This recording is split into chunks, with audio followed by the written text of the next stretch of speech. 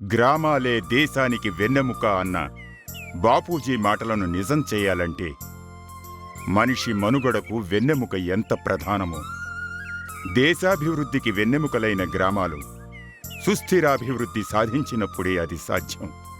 బాపూజీ స్ఫూర్తితో జవహర్లాల్ నెహ్రూ గ్రామీణాభివృద్ధికి ప్రధానమైన విధానం ఆయకట్టల నిర్మాణం అని, సాగునీటి ప్రాజెక్టులు ఆధునిక దేవాలయాలుగా గ్రామీణాభివృద్ధికి కావలసిన అవసరాలను తీర్చే సాగునీటి ప్రాజెక్టులను దైవస్వరూపంగా భావించారు.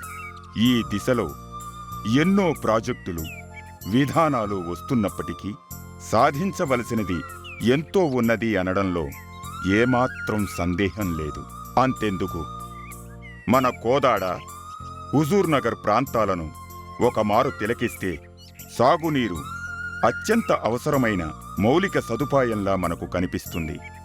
దీనితో పాటు నేటి సమాజంలో గృహవసతితో పాటు త్రాగునీరు, సాగునీరు, విద్య, వైద్యం, రహదారులు, విద్యుత్ సదుపాయాలు మరియు సంక్షేమాన్ని గ్రామస్థాయికి అందజేసినప్పుడే ప్రతి గ్రామం నివాసయోగ్యమైన స్వర్గధామం అవుతుంది. దీనిని సాధించడానికి క్షేత్రస్థాయిలో అవసరాలను గుర్తించి ప్రభుత్వ విధానాలతో అనుసంధానం చేసి తగు వ్యయాన్ని సమకూర్చి ముందుకు తీసుకెళ్లగలిగే దక్షత, నైపుణ్యం గల వారికే ఇది సాధ్యం అవుతుంది. అదృష్టవశాత్తు మన మధ్యలో అటువంటి ఒక నాయకుడు తాను ప్రాతినిధ్యం వహిస్తున్న ప్రాంతానికి అహర్నిశలు కృషి చేస్తూ నియోజకవర్గ ప్రజలకు అండదండగా ఉంటున్నారు. ఆయనే కెప్టెన్ ఎన్ ఉత్తమ్ కుమార్ రెడ్డి గారు. గ్రామ గ్రామాల్లో సుపరిచితుడైన శ్రీ ఉత్తమ్ కుమార్ రెడ్డి గారు జాతీయ రక్షణ అకాడమీ పట్టభద్రతతో రష్యాలో యుద్ధ విమాన పైలట్గా శిక్షణను పూర్తి చేశారు. భారతీయ వైమానిక దళంలో MiG-21, 23 యుద్ధ విమానాల పైలట్గా దేశ రక్షణ విధిలో పాల్గొన్నారు.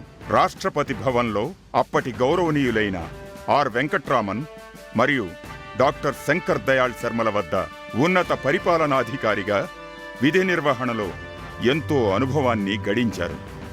ఇంతటి అత్యంత హోదాగల పదవులను త్యాగం చేసి కెప్టెన్ ఎన్ ఉత్తమ్ కుమార్ రెడ్డి గారు 1994 సంవత్సరంలో ఎంతో మంది మహానాయకుల స్ఫూర్తితో ప్రజాసేవలోకి అడుగుపెట్టారు.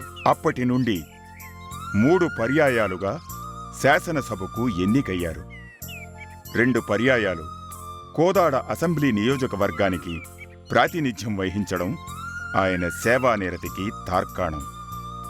తదనంతరం కొత్తగా ఆవిర్భవించిన హుజూర్నగర్ నియోజకవర్గానికి ప్రాతినిధ్యం వహిస్తున్న కెప్టెన్ ఎన్ ఉత్తమ్ కుమార్ రెడ్డి గారు గృహ నిర్మాణ శాఖామాత్యులు అవ్వడం ఒక మాజీ సైనికోద్యోగిగా ఆంధ్రప్రదేశ్ రాష్ట్ర చరిత్రలోనే ఇది ప్రప్రథమం.